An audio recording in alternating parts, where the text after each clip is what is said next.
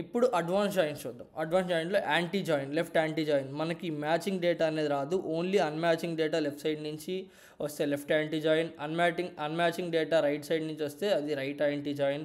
Full anti join అంటే right side left side data వచ్చి అసలు మ్యాచింగ్ డేటానే రాకపోతే అది full anti join. Cross join అంటే ఇక్కడ ఉన్నది ఇలా, ఇప్పుడు మీకు ఎగ్జాంపుల్ చూపిస్తాను. ఇలా మనకి క్రాస్గా డేటా సెలెక్ట్ అవుతూ ర్యాండమ్గా ఉన్న డేటా అంతా సెలెక్ట్ అవుతూ ఉంటే అది క్రాస్ జాయిన్ అనమాట.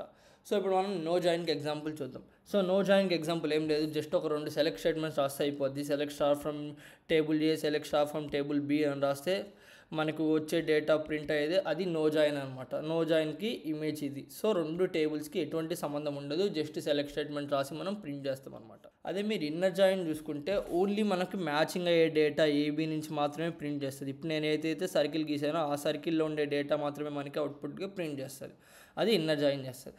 దాన్ని ఎలా రాయాలంటే సెలెక్ట్ స్టార్ ఫ్రమ్ మీకు ఏ టేబుల్ నుంచి కావాలి ఆ టేబుల్, మీకు ఆర్డర్ అనేది అవసరం లేదనమాట. మీరు ఫస్ట్ టేబుల్ ఏ అని రాయొచ్చు, టేబుల్ బి అని రాయొచ్చు. ఇప్పుడు ఇది ఏ టేబుల్ అనుకోండి, ఇది బి టేబుల్ అనుకోండి, దీన్ని ఫస్ట్ మెన్షన్ చేయొచ్చు లేదా దీన్ని ఫస్ట్ మెన్షన్ చేయొచ్చు.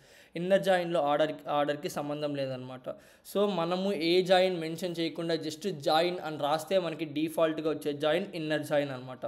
So select star from table A, inner join table be on. మీరు ఏదైతే కీ మీద జాయిన్ చేయాలనుకుంటున్నారంటే ఈ పక్క మ్యాచ్ అయ్యేది ఆ పక్క మ్యాచ్ అయ్యేది, టేబుల్ ఏలో మ్యాచింగ్ టేబుల్ బిలో మ్యాచింగ్, ఏ దానికైతే ఉంటుంది అనుకుంటున్నారో అది మీరైతే సెలెక్ట్ చేసి ఆ కీని ఇక్కడ మీరు పెట్టాలన్నమాట. సో ఇక్కడ నేను పైన మీకు ఒక ఎగ్జాంపుల్ చూపించాను కదా, ID is equals to ID. So table A dot ID is equals to table B dot ID అనే దాని మీద మనం జాయిన్ చేస్తే ఇక్కడ మనకి ఓన్లీ మ్యాచింగ్ డేట్ ఒక్కటే బయటికి ప్రింట్ అవుతుంది అనమాట.